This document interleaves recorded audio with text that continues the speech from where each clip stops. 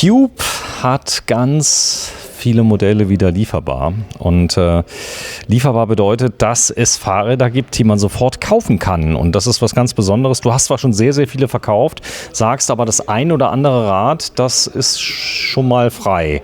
Wie kommt das? Weil du hast ja sehr viel Vorbestellungen. Grüß dich, Nico. Grüß dich, Sven. Hi.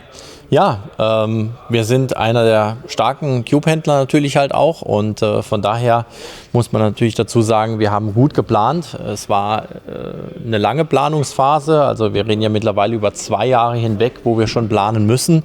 Bedeutet wahrscheinlich werde ich jetzt irgendwann schon 24 oder 25 planen müssen. Ne, 24 habe ich schon geplant, 25 müsste ich dann jetzt wahrscheinlich auch irgendwann mal planen, aber im Endeffekt geht es darum, es ist immer so ein bisschen Glaskugel reiben, wo geht's hin?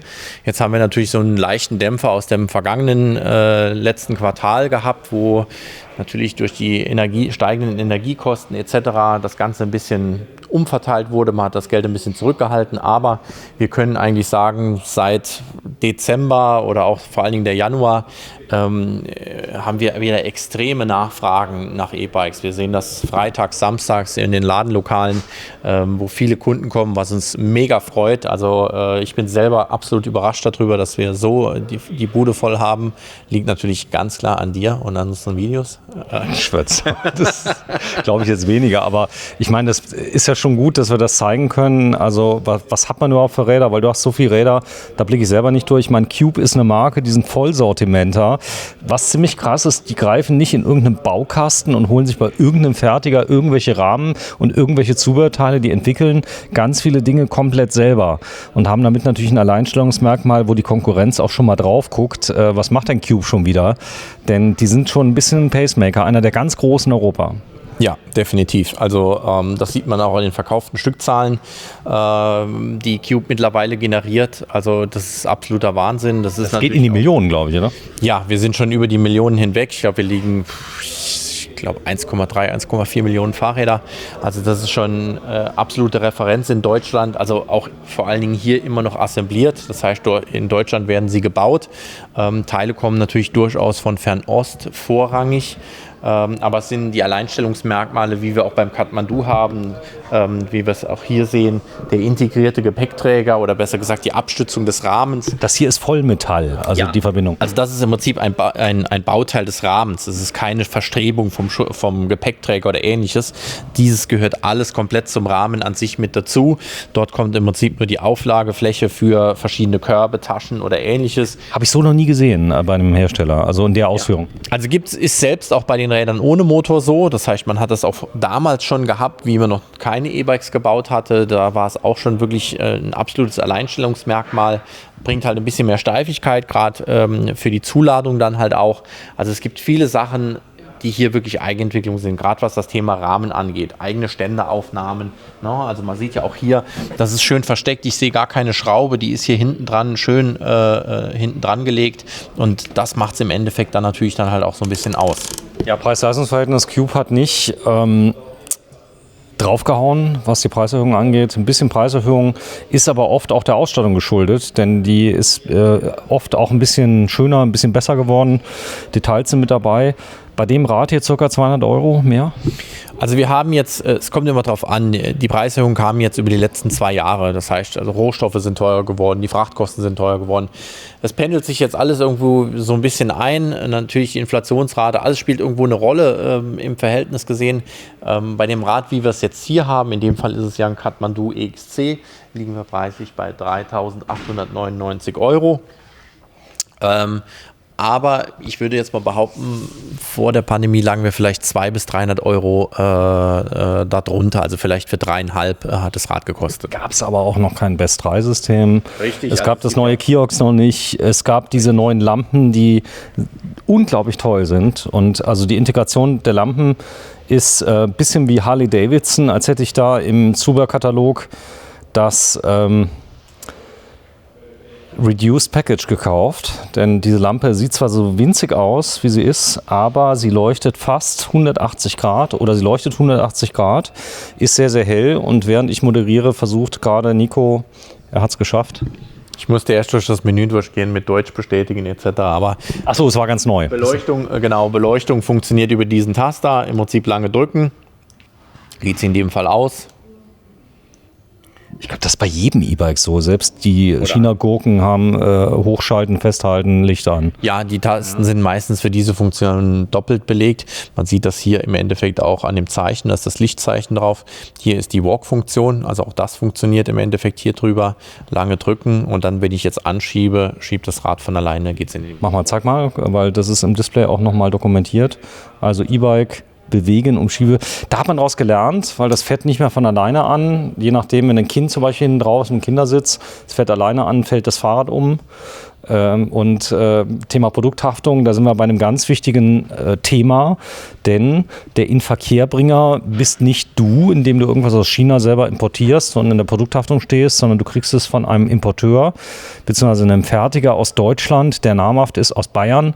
Da werden die gebaut und man kann mit Fug und Recht sagen, es gibt wenig Probleme. Also das Rahmenbrechen, das Bremsen auf einmal nicht mehr funktionieren, sowas wird bei Cube auf Herz und Nieren getestet. Ja, bei jedem Hersteller, zumindest mal die wir mit dem Portfolio haben, das ist heute wichtig. Die Räder werden im Straßenverkehr benutzt, sie werden extra. Ich muss sagen, auch bei Scott. Auch bei Scott. Sicher. Ja, sicher.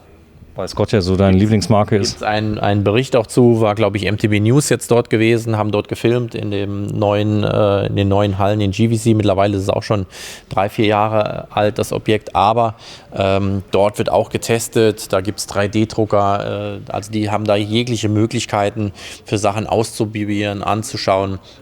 Das ist schon sehr, sehr interessant. Kommen wir vielleicht nochmal auf das Rad selber. Kathmandu, klassisches Trekkingrad, 28 Zoll, glattes Reifenprofil, verstellbarer Vorbau für mehr Sitzkomfort, gefederte Sattelstütze natürlich auch mit integriert. Wir hatten eben, bevor wir das Rad gedreht haben, immer die Assoziation gehabt zu dem New Ride oder besser gesagt vom New Ride zum Kathmandu. Das kann man vielleicht auch hier gerne nochmal nebeneinander stellen. So, das ist noch ein bisschen mehr Mountainbike, das da, oder? Genau, es ist so gesehen, dass das Kathmandu das klassische Trekkingfahrrad einfach ist mit 28 Zoll Rädern und hier das New Ride auf 29 Zoll, einfach durch das größere Reifenvolumen, auch mit einem etwas stolligeren Reifenprofil eher in die Richtung Cross-Trekking geht. Und man sieht die Unterschiede in sich halt schon relativ schnell. Das heißt also, verstellbarer Vorbau ist eine Variante. Ist der Rahmen der gleiche? Der Rahmen, nein, dürfte nicht der gleiche sein. Nein, ist nicht der gleiche. Kann auch nicht der gleiche sein, weil wir haben die Gepäckträgerverstrebung. Es könnte durchaus sein, dass er von der Geometrie sehr, sehr ähnlich ist. Das weiß ich jetzt aus dem Kopf raus. Aber du siehst natürlich auch hier schon, allein was den Spacer-Turm natürlich halt auch angeht, der ist deutlich höher, wie das jetzt, sage ich mal, da hinten der Fall ist, weil wir einen erhöhten Vorbau natürlich auch haben. Also hier geht es wirklich mehr in Richtung Komfort. Ich kann den steil stellen, was weiß ich, 60, 70, 80 Grad. Das geht bei dem anderen Modell natürlich hinten nicht. Also, aber die Spreizung auch 12-fach hier, die Ohren? Ja, das natürlich auch. Dann im direkten Vergleich einen etwas verlängerten Kettenschutz auch mit drauf. Man sieht auch da nochmal im Vergleich dazu, bei dem anderen haben wir nur eine Scheibe montiert. Also von daher gehend unterscheiden sich die Modelle vielleicht nur minimal. Aber es ist immer die Frage, für welchen Zweck setze ich das Rad einfach mehr ein. Also Trekkingrad, wie jetzt hier das Kathmandu, ganz klar Straßen, durchaus auch befestigte Waldwege, das ist möglich. Stahlfeder in dem Fall? Und Luft. Wir haben eine Luftgabel mit drin, in dem Fall die Esser Suntour. Jetzt muss man natürlich aber auch dazu sagen, dass das EXC im Vergleich zum SLX eine Version unten drunter ist. Also das Ganze hier ein bisschen mehr Mountainbike, ein bisschen mehr spacey, muss ich sagen. Also ein bisschen mehr designsprachenmäßig. Das sieht man auch so am Fender hinten, der ganz frei steht, ganz alleine steht. Also es ist designmäßig eher so ein Berlin City-Bike für, ich sag mal, ganz hippe Leute. Und wenn ich dann so eher so das praktisch Rektorenmodell haben möchte, als Trekkingrad, so wie ich das hier sehe, da habe ich doch ein komplett ausgestattetes, nämlich mit Gepäckträger, der belastbar ist. Also hiermit könnte man schon eine kleine Tour machen mit Männern über mehrere 100 Kilometer. Ja, durchaus. Also auch durchaus als Reiserad verwendbar. Also es geht bei beiden. Nur nochmal, hier ist es immer für uns auch festzustellen, was will der Kunde haben, was möchte er. Wenn ihm eine aufrechte Sitzposition wichtig ist, dann geht es ganz klar mehr in Richtung Kathmandu. Also jedes Rad hat Vorzüge und deswegen ist immer die Auswahlmöglichkeit doch relativ groß. Akku, Motor gleich, Ja. Das heißt auch 750 Wattstunden? Ja, In dem Fall bei beiden Performance CX Motoreinheit und 750 Wattstunden. Kiox Display mit dabei. Darf ich den mal sehen, den Akku? Nur mal zeigen? Das mal. Also der ist unten drunter. Das hier funktioniert sehr, sehr gut bei Cube. Wir haben hier einen reinen Druckknopf, den wir einfach betätigen. Das war easy. So, und dann steckt er da drin. Der ist nochmal durch den Schlüssel gesichert. Genau, aber der Zylinder.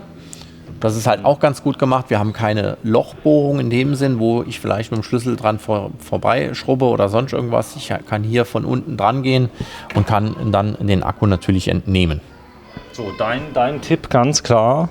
Beraten lassen im Fachhandel. Zufälligerweise bist du Fachhändler. Also es würde sich anbieten, dass man nach Riegelsberg oder St. Wendel kommt. Aber für alle, die ein bisschen weiter weg sind, ihr habt das Glück, einen sehr aufgeräumten und funktionierenden Webshop zu haben. Der ist sogar schon älter als die Ladenlokale. Hast du das gewusst, dass es irgendwann mal ganz wichtig sein wird, Ende des Jahrzehnts, so 2020 und so? Ich meine, da hattest du den Shop ja fertig. War natürlich ein Riesenplus, oder? Ja, klar. Also der Online-Shop ist ein wichtiger Bestandteil unseres Vertriebs. Gerade für die heutige Zeit ist das eigentlich auch ein Muss, muss ich ganz klar sagen. Aber viel Aufwand, oder? Ja, viel Aufwand. Da stecken schon ein paar Leute hinten dran, die den halt auch betreiben und dass er aktuell ist. Das fängt mit Produkten an, geht mit rechtlichen Sachen weiter. Aber es macht natürlich halt auch Spaß, viele Kunden deutschlandweit oder auch mittlerweile europaweit dort zu haben. Wir bieten telefonischen Support an, also auch Beratung am Telefon oder auch per E-Mail ist also auch gar kein Problem. Ja, es gibt ja Kunden, die wollen einfach online kaufen. Ich bin so einer. Oft ist es so, ich gucke erstmal nach, ob es sowas bei Amazon gibt. Das ist hier bei Fahrrädern eher selten der Fall. Da findest du eher halt die China-Sachen, die ganz günstig sind, die gibt es bei Amazon. Aber hier kaufe ich direkt bei dir. Das heißt, der Riesenvorteil ist, dass die Provision, die normalerweise ein großer Anbieter dann bekommt, die bleibt bei dir, die musst du auch haben. Weil ich sag mal, das ist nicht so kalkuliert, dass da jemand dazwischen nochmal 15% verdienen kann, oder?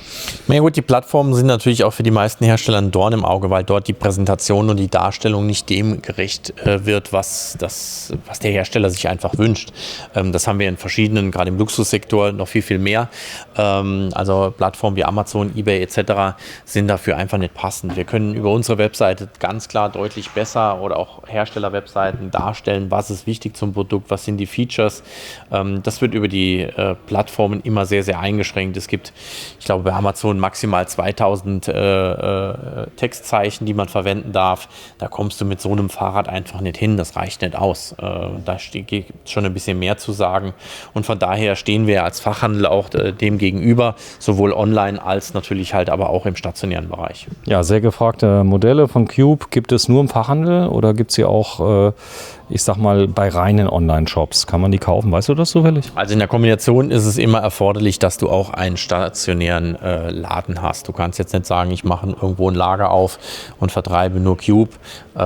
Das ist nicht der Fall. Du musst auch Service bieten. Ihr packt jedes Rad nochmal aus. Also hier im stationären Handel sowieso. Da wird es überprüft. Dauer, hast du mir mal erzählt, eine gute halbe Stunde, wenn man geübt ist, um das ganze Rad mal zu testen. Dann wird es nochmal verpackt. Das heißt, kein Rad geht so raus, wie es reinkam. Richtig. Also prinzipiell ist es für uns wichtig im Online-Bereich, dass die Funktionalität da ist, dass die wichtigsten Einstellungen vorgenommen wurden, Laufrad zentrieren, Schaltung, Bremse etc. Für den Endkunden bedeutet das nachher, wenn er es zu Hause auspackt, entweder in der Großversion bedeutet, er macht nur den Lenker gerade und Pedale dran. Wenn es in einem kleineren Packmaß ist, dann setzt er noch das Vorderrad ein, damit wir im Endeffekt auch mit Paketdiensten oder Ähnliches arbeiten können. Ja, wir haben hier in dem Modell auch einen Pannenschutz mit drin. Kann man das nochmal kurz erläutern, was das heißt? Ja, wir haben bei Schwalbe nennt sich das ja Plus. In dem Sinne geht es hier darum, dass wir einen anderen Kern im Reifenprofil selber innen drin nochmal haben, also zwischen Reifen und Karkasse. Und das erhöht nochmal den Pannenschutz. So, also ein Pannenschutz bedeutet, wenn da jetzt so ein Dorn kommt, das ist ja gern genommen, dann hat der es wesentlich schwerer, dann zum Beispiel durch einen Stahlmantel durchzukommen. Und da gibt es auch verschiedene Typen. Der Reifen, wie lange wird der halten? Weil das ist ja jetzt doch ein sehr langlebiger Reifen hier drauf. Ja, das kommt immer darauf an, wie und wo du natürlich unterwegs bist. Also in Kilometern kann ich es dir gar nicht ausdrücken, weil du hast seltenst oder aus der Vergangenheit seltenst das Thema Kilometerzahl X und die Menge, die du dann darauf fährst. Also ich würde jetzt mal sagen 3.000 bis 5.000 Kilometer. Gut. ist doch schon mal was. Ja. Ich habe hier Reifen, die halten gerade mal 1200, so Novinik, wenn man da mal so richtig zur Sache geht, dann auch ein bisschen auf der Straße fährt, weil man muss ja irgendwie noch in den Wald kommen. So ist es. 9. Februar 2023. Wir sind bei Nico Ockenfels und WeCycle. Das Ganze gibt es 3-mal, nämlich einmal im Internet, www.wecycle.de, und dann hier in St. Wendel. Da drehen wir übrigens heute am Freitag die Ruhe von dem Sturm.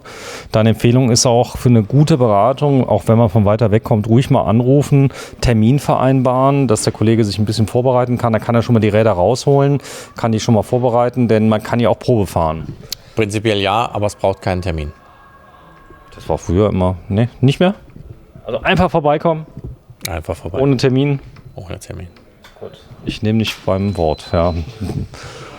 Tschüss, danke fürs Einschalten. Riegelsberg und St. Wendel. Tschüss. Ciao.